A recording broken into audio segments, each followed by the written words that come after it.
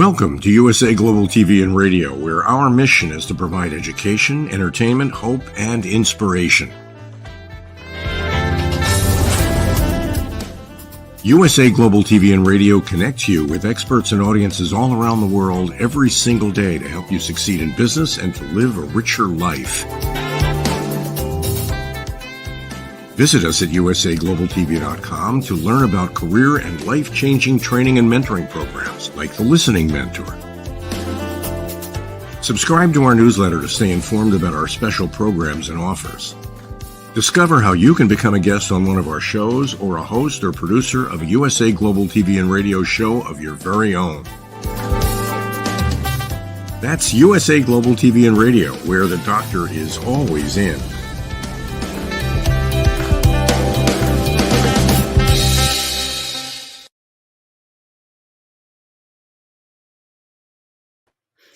Welcome to USA Global TV and Radio.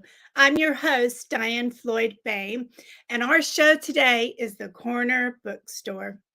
If you're joining us for the very first time, wherever you are in the world, we are thrilled to have you. And thank you to all our dedicated viewers. Dr. Jacqueline, founder and CEO of USA Global TV and Radio, is producing the show today. Our guest today is businesswoman, a trailblazer, and author, Dr. Jann E. Freed. She's the author of 5 books, and her most recent book is Leading with Wisdom. Isn't that an awesome title? I can't wait to hear more about it. Leading with Wisdom. Please welcome author Dr. Jann E. Freed. Thank you. I'm honored to be here, Diane. Well, I'm excited. I was on your website reading all about breadcrumbs and legacies, and I'm so into legacies. I am doing a lot of ancestry. I always have, because my mama says my great-grandmother whispered in my ear, and so I've been like the historical person, looking everybody up ever since. Plus, wanting my own children who are adults like yours, which I was impressed how you said self-sufficient your kiddos are, which is a great achievement, as you know, and wanting them to make sure they understand the importance of legacy. So I'm excited to hear everything that you have to do. Well, wonderful, because I'm excited to be here to share what I've learned. Great. Well, how would you like to start, with breadcrumbs or leading with your new book? Yeah. Well, let's start with so we'll start with one book, and I'll tell you how it leads to the other. Okay. Oh, great. So my background, I spent 30 years teaching business management and leadership at a small liberal arts college in Iowa, and loved my job. And I, part of higher education, you do research. So I started a research project in probably 2004, and where I interviewed more than 100 what I call thought leaders in the field of leadership, some of the real biggies. I was able to interview Warren Bennis, Jim Collins, Sally Helgeson, Marshall Goldsmith, some of the biggies. And out of those interviews, then I analyzed the data for themes. And each theme then became a chapter in the book. And the book, again, as you said, is Leading with Wisdom, Sage Advice from 100 Experts. And I actually interviewed more than 100, but my publisher liked 100. And one of the chapters that really resonated the most with people when I would do keynotes or workshops is a chapter called Leaders Live Their Legacy. So then I started doing some, kind of a deep dive into legacy work, and started that probably about 2018, I guess. And then, again, interviewed more thought leaders. And in 2023, just this year, my latest book is called Breadcrumb Legacy: How Great Leaders Live a Life Worth Remembering. So the books are related, but Breadcrumb Legacy is kind of just an expansion on this whole idea of leaders live their legacy. We all live our legacy, really. So that's kind of the background, and I'll let you take it there, Diane. Oh, that sounds great. This is just so fascinating. And I love the title, Breadcrumbs. That's incredible. So You interviewed a lot of people. How exciting is that? I love meeting new people, and I can tell by you, you also do. It's amazing what we can learn and the tidbits they give us. No, that's very true. And I always say that if I could have anyone's job in the whole world, I would want to have Terry Gross on National Public Radio, NPR. I just love the Yes, fact that, and she's very good, yeah. she But is I love very that good. she gets to interview all these people about interesting topics. And so I came up with the term breadcrumb legacy from actually my work. I would be doing workshops, I'd be doing speaking, and people, I'd ask people, when do we leave our legacy? And people would say, well, when we leave. And I'd say, okay, that's true. When we leave what? Well, when we leave the earth, when we die, when we leave a job, when we retire. I'd say, yes, that's very true. What happens when I leave this interview right now? What happens when I leave this workshop? And out of that, I realized that we're leaving our legacy all the time in bite-sized pieces. And so we're leaving breadcrumbs all the time. I'm leaving some with you now, Diane. I'm leaving some with your listeners. When this is posted, we're sprinkling our breadcrumbs, and they can be positive, they can be negative. And so I often say that when we're very aware of the breadcrumbs we're leaving, they can serve kind of as your true north, your moral compass. They can keep you on the right path because legacy does not necessarily mean it's positive. If we're not very mindful, we could be leaving negative. We could be leaving a negative legacy. You're absolutely right. And it's very interesting that you said that because so I've traveled a lot and I've lived overseas in several countries. And I'm always amazed, so one country I lived in for 14 years. So I saw a lot of people coming and going. And I would remind them that when you visit someplace, whether it's in your home country or wherever, you are an ambassador for yourself as well as your hometown and your home country. Mm-hmm. And how you behave is a reflection not only of you, but the people you represent. And so what you were saying is really true. We leave breadcrumbs Mm-hmm. and lasting impressions, correct? Lasting impressions, whether you call it. I was doing a workshop not too long ago about this topic, and I had a man ask me, he said, well, don't you think it's kind of self-centered to be thinking about your legacy all the time, to be thinking about, who you are? So I said, well, let's replace the word legacy with impact or influence or even imprint or impression, let's not use the word legacy. Do you think it's self-centered to be thinking about the impact you're leaving on a daily basis or the influence you're having on others on a daily basis? And when I worded it like that, then he said, oh gosh, no, now I see what you mean. That's brilliant. Absolutely. And I hope our viewers are taking this in, that what you're doing right now is a lasting impression, impact, legacy, however makes you feel more comfortable. Mm-hmm. But Dr. Jann, I really, really appreciate you sharing this. We have viewers from all over the world watching. So you are leaving lots of breadcrumbs internationally at the moment. Just well, so I love you know. that. And I'm honored to be here, Diane. Thank you. You're welcome. So if you, I meant to ask when we were backstage if you have a book, if you wanted to read a little bit from it, that would be grand, or just give us some tidbits from the book. Yeah, I'll give you some more. So basically the subtitle of my book is How Great Leaders Live a Life Worth Remembering. But the book is not really for leaders, or we're all leaders. I mean, my definition of a leader is someone who's in the position to influence the lives of others. So my definition includes parents, teachers, coaches, pastors, anyone who's in a position to influence the lives of others. And so given that definition, we're all a leader in some aspect or another. So the book could really be, the subtitle really could be How to Live a Life Worth Remembering. And so I'll just kind of give you a quick overview of some of the chapters. So I start off with a chapter on meaning and purpose, because people who really have a reason to get up in the morning tend to live 7 years longer than people who just kind of drift, who just kind of go with life instead of, having a real focus or something that matters to them, and usually a meaning and purpose beyond themselves. So kind of serving the greater good. I have a chapter called Who Will Help You Move the Couch? Now, the chapter is all about relationships.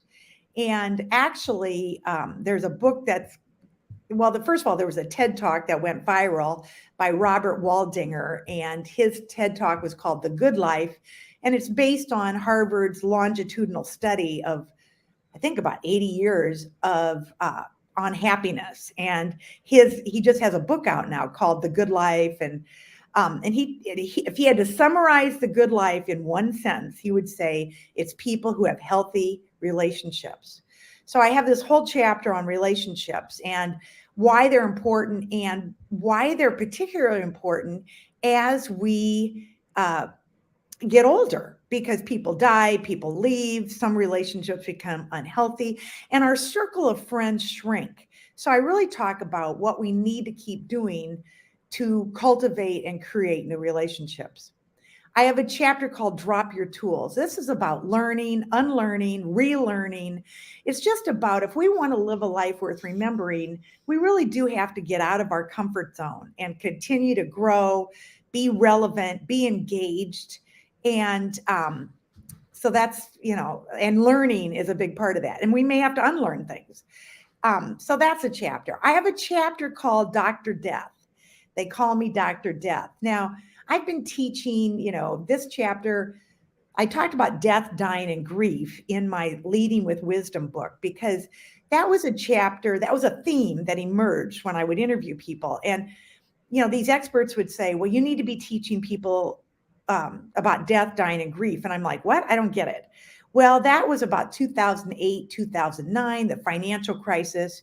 Well, fast forward to COVID, and everything was just magnified. Companies are dying, industries are disappearing, not just jobs, but entire industries. And there's a lot of loss and grief. And then with COVID, there definitely was death was up front and center.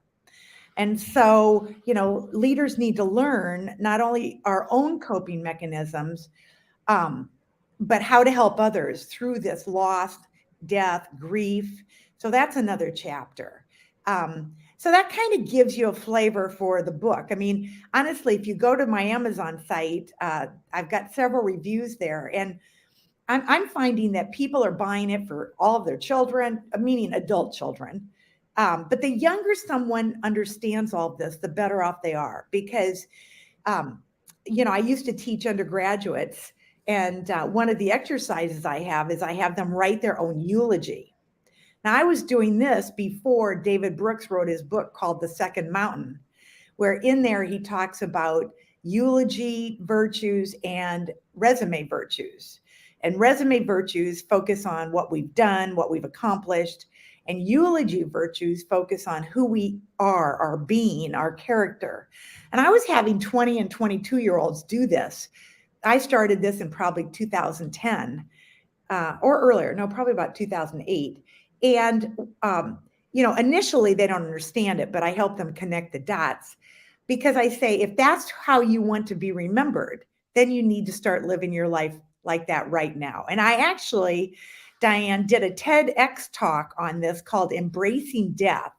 So if your listeners went to YouTube, they could find my TEDx talk called Embracing Death. Actually, I have another chapter in the book called Becoming a Nobody. And I actually did a virtual TEDx talk called Becoming a Nobody. And that's all about ego. We've got to control our ego and not let our ego control us. So that's kind of an overview of the book. Oh my goodness, there is so much there. I needed so to be much. taking. There's a lot here. There's a lot. I'm going to start going backwards and then you help me through some of the chapters. So I'm going to start with, oh my gosh, I wish my mom from heaven could be listening to you right now. I hope she can.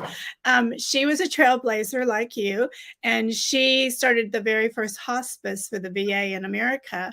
Wow. So she studied hospice with the people who designed it in England. Wow. So and she also is a professor. And so she did like you. She had her students write their eulogy. Oh, wow. And so I was like, oh my gosh, it's like I'm talking to my mama. Well, and I'm a hospice volunteer.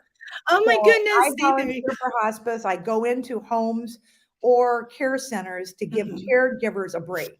Hmm. So if you ever want to experience gratitude, and I say Yeah. that hospice training, to be a volunteer, you don't even have to volunteer, but the training itself is very good personal development. Absolutely. It absolutely is. And, you know, just being with my mom and she was very fortunate because hospice today isn't anything like it was originally Mm. designed to be. So at the VA hospital where she had her own home, and I could go in and sing to people that wanted song and comfort. And so she taught me an awful lot. So what you're saying is so, so important. And we never know when it's going to affect our life. So that Exactly. training, And we never know when the end is. yeah, oh, absolutely. It's true. So I'm a big believer in always being prepared for Yeah. that Yeah. and not leaving a lot of pain for my loved ones. But that is so incredible that you do that. I also caught that you were from Iowa. I Yes. just came back from Iowa Where were you? visiting friends. I was in, now you would say it, this teeny tiny town called Dow City. Okay. North. It'd It's be north, I think. kind of Isn't in the middle, and okay. it's a lot of corn, as you know, Yes. and it's the people are incredibly and they're beautiful, and we have friends that retired there, and because he grew up there, Okay. and so it is actually more west, and then close to Oh, Nebraska. okay. Okay, and then I was in Iowa City Sure. and seeing friends there that teach at the university. Okay. And then if you go on up north, um, I didn't go this time, but have been many times with my mother doing genealogy work in Oh, Mason City. sure. So Great. I know the cemeteries really well. Yeah. There you go. There you go. And so legacy that you're talking about is important, and there is a difference. And I'm so glad you can tell our viewers um, how important the difference is between your bio and your what you want to leave behind, because Right. sometimes we could get so into our work that we forget, but I really think I'm this person. And I loved Exactly. what you said. Then you better start living it. Yes. Yeah. You need to start living that way now if that's how you want to be remembered. And most of the time, when you go to a really meaningful funeral or a celebration of life, what really sticks with you are the stories, the personal stories, not what they accomplished, but really who they were and the people they had an impact on. And those are the things that you remember the most. Isn't that the truth? That is the absolute truth. So, you said a lot of other things, and each one of your chapters were so interesting. Is there any chapter that resonates with you the most that you just closed the book and you just went, "Wow, that was really good. Thank you, angels."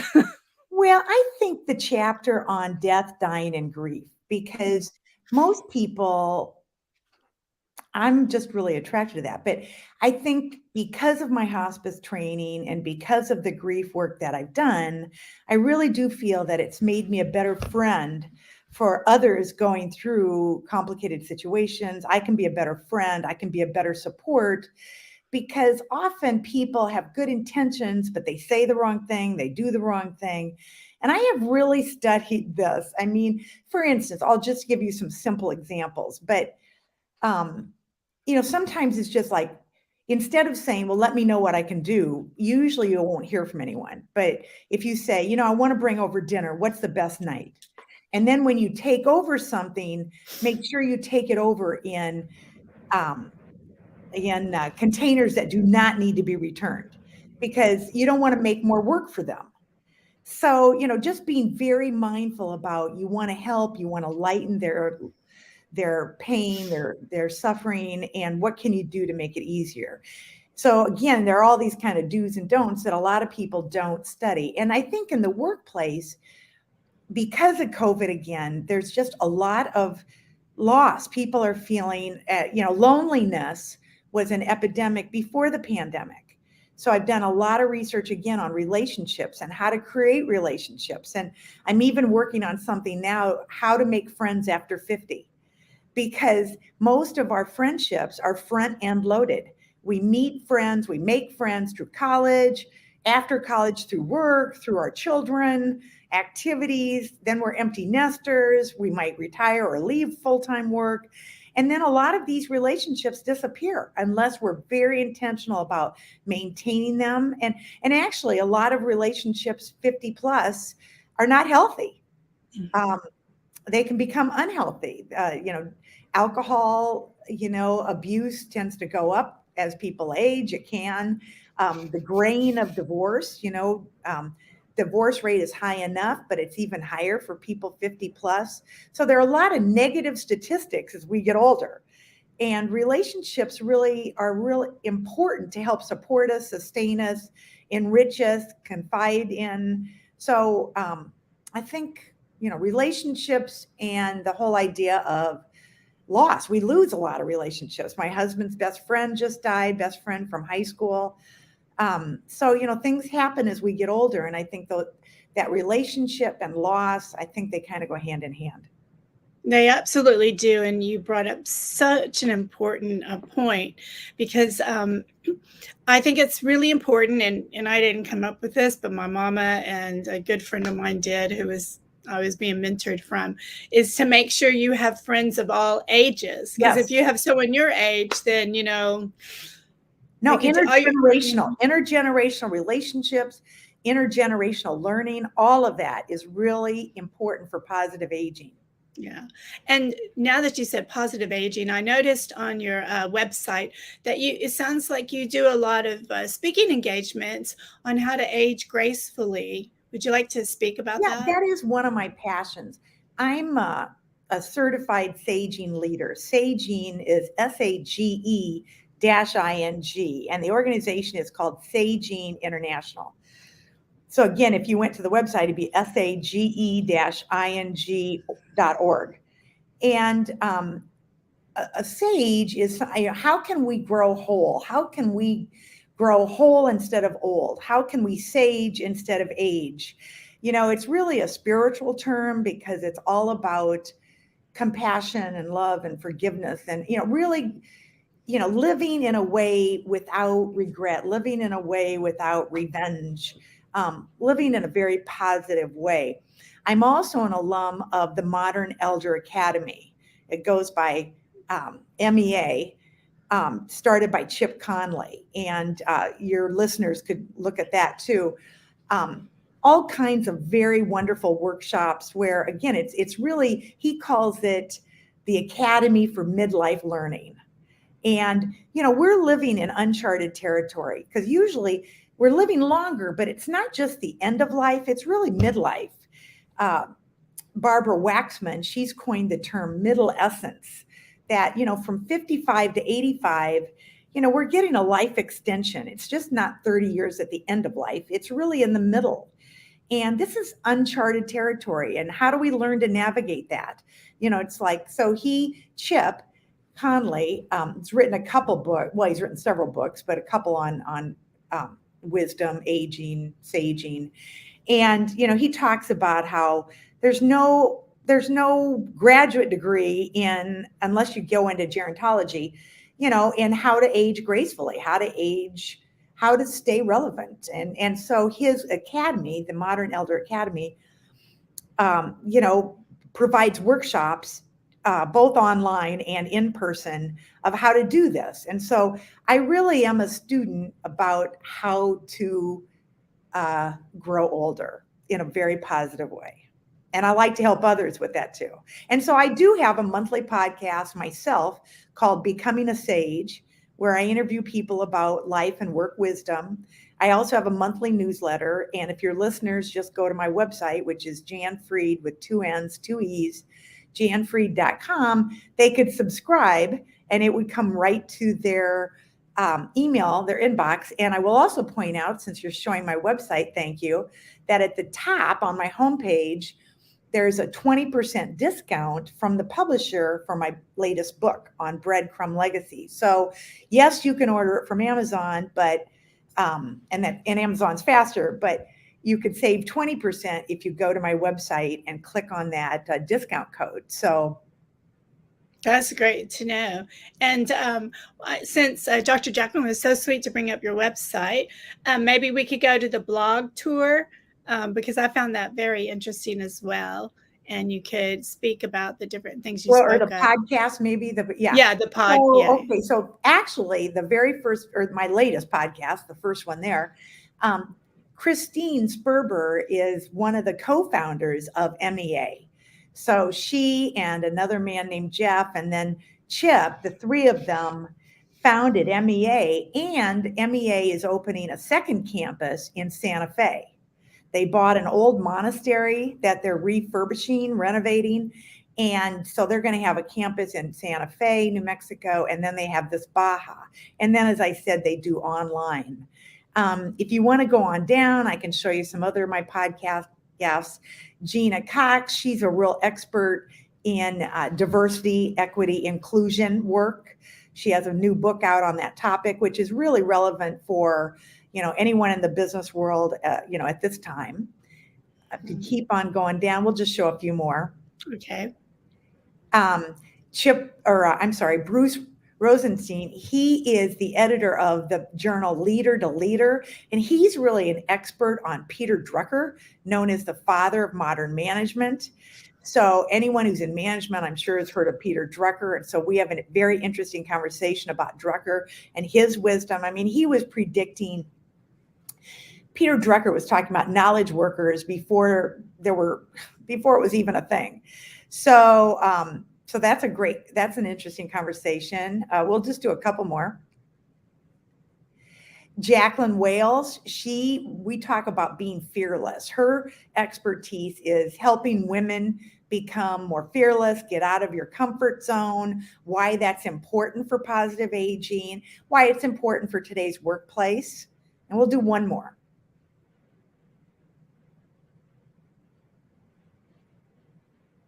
This is real interesting. So Shauna is the daughter of Reb Zalman. Reb Shachter Shalomi, Reb Zalman, he is the founder of Saging International. He is really the grandfather of the movement, and she's his daughter. He's no longer living. But he wrote the book called From Aging to Saging, A Revolutionary Approach to Growing Older.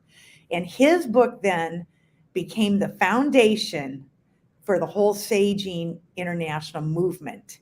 Wow. And so that was fascinating. And I actually had a chance to meet Reb Zalman. He was a rabbi.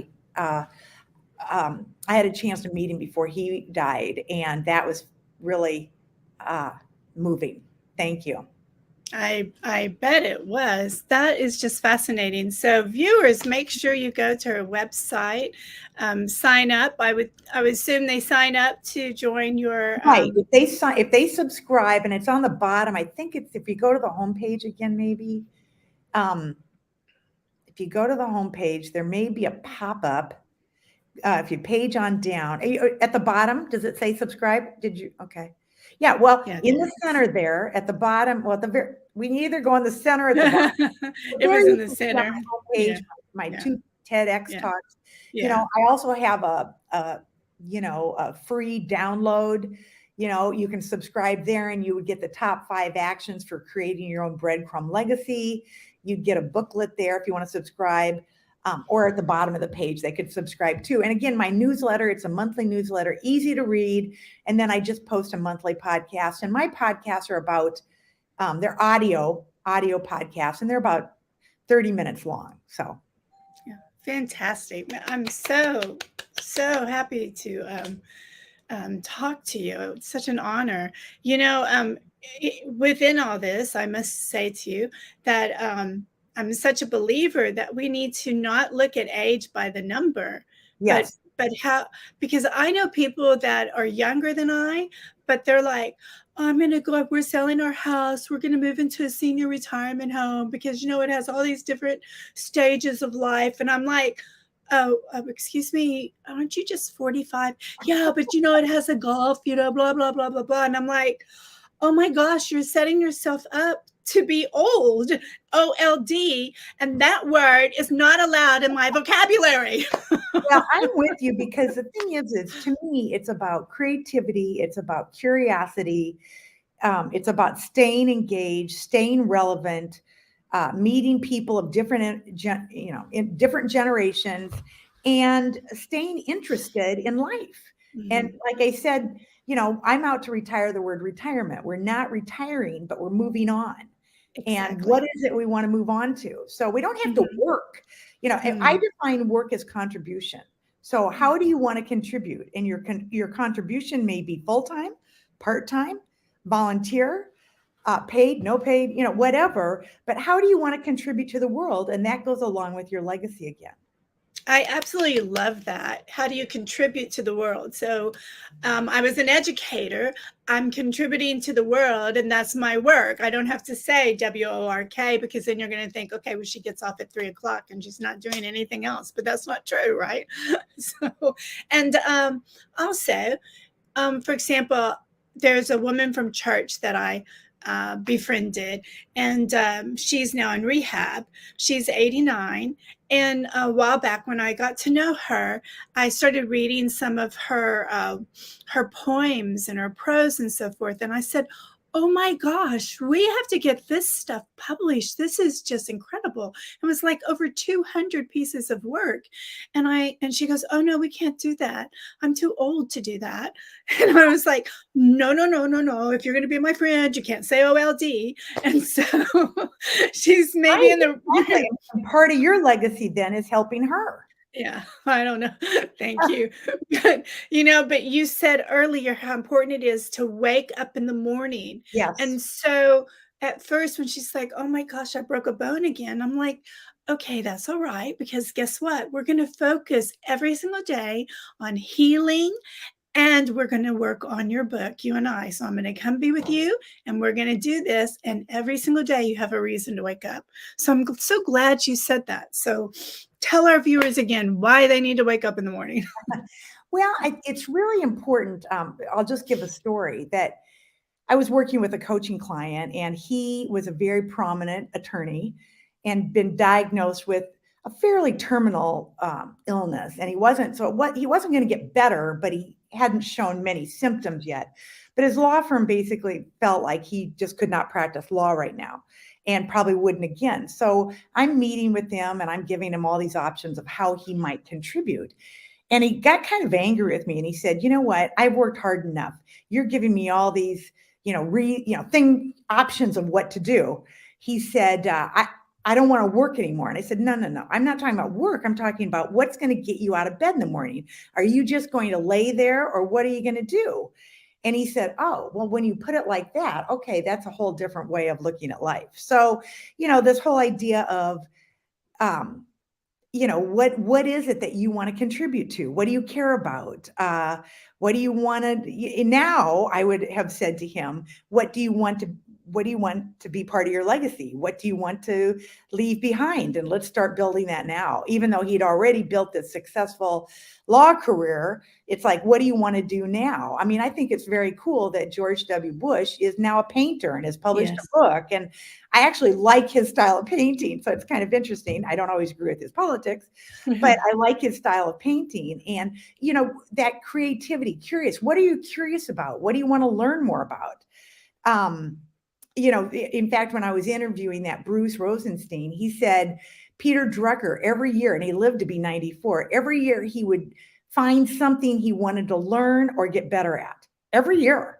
He Mhm. wanted to learn Japanese. He wanted to learn, so it's like, what do you want to learn? What do you want to learn more of? What do you want to get better at? So I hope your listeners think about that because that's another, if something excites you, you can't wait to get out of bed.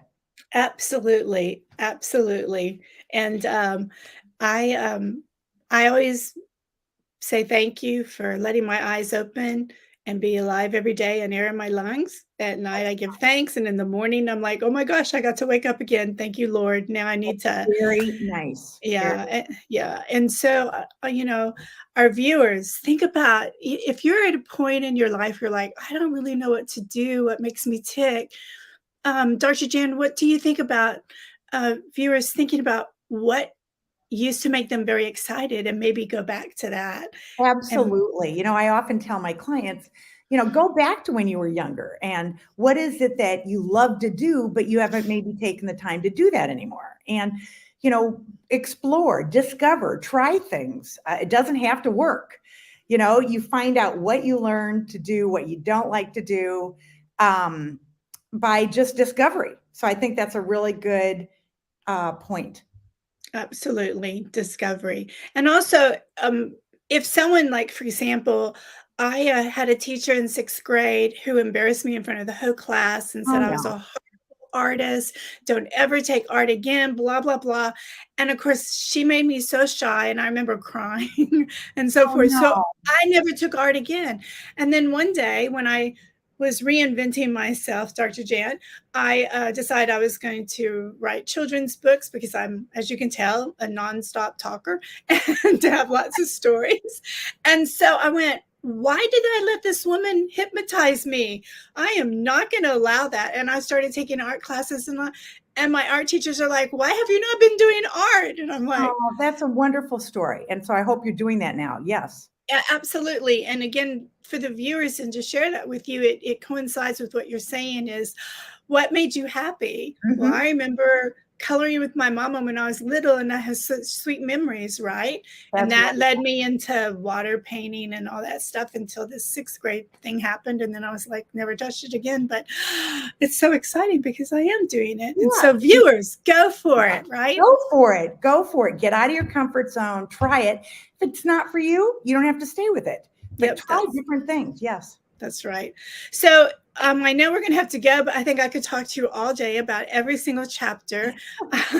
I hope you will come back. I love Breadcrumbs Legacy. It's just so powerful.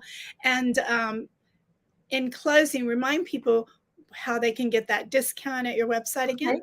Okay, thank you very much. Well, first of all, I'm honored to be here, and I do hope I get invited back. I would love it. I have more information I could share. But if your viewers go to my website, which is jannfreed.com, 2 N's and 2 E's, on the homepage, there's a discount code from the publisher, 20% discount. It'll take a little longer than Amazon, but it's less expensive. And to order my book. And if they are on my website, they could also subscribe. If they submit their email, they would get a monthly newsletter that's easy to read and a monthly podcast where I interview people about wisdom, both work and life wisdom. So I'm on LinkedIn. I'm active on LinkedIn. I'm getting active on Instagram. I do a little bit of Twitter. I do have a Facebook. I have a Facebook private group called Becoming a Sage, where I only post and the members in it, we only post information about positive aging, saging, growing whole, that kind of information. So if people are interested in that, it's a private Facebook group. All they have to do is, request to join, and, I'll let them in. And then that is really targeted information about positive aging. So thank you very much. You're so welcome. Again, I could talk to you all day long because you And already same is said true more here, Diane. things. We're just going to have another meeting, okay? Meeting of the minds. A meeting of the minds. And yes, we do want you to come back. So make sure you go back and go to the website and look at all the other shows. And I can tell you more about it in the green room after the show. Thank you. Thank you so much for coming. Thank you. I'm honored. Thank you. Well, everyone, that concludes our show today. Wasn't Dr. Jann amazing? As you heard me say, I could speak with her all day. There were so many topics that I'm very passionate about. Her books are the names of them alone are grab you. So please go to her website, Jann, Janne. Oh no, I'm sorry, she didn't do the D. Jann Friedman, JANNFREED.com. and be sure to sign up for her newsletters. I hope the rest of your day or evening, wherever you are in the world. Again, thank you for watching and or listening, and have a very blessed day. Bye for now.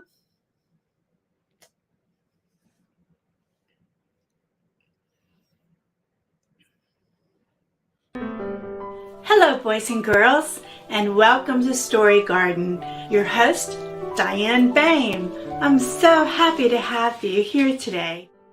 Diane Floyd Boehm tells wonderful stories that warm the heart, spark the imagination, and unite people and families across generations. For children, Diane's Harry the Camel connects with all of us who've ever wondered how different our lives might have been if only we'd been born something better, like a wonderful horse instead of an ordinary camel. In the end, we all learn along with Harry that there's nothing better than just being yourself. Diane's Little Girl in the Moon looks down on earthbound children and wonders if they know she's just like them. A story of love, home, and the bond between mother and daughter, its powerful theme that we're each of us different yet all of us the same plants a seed in children that promises to blossom within a loving and trusting grown-up.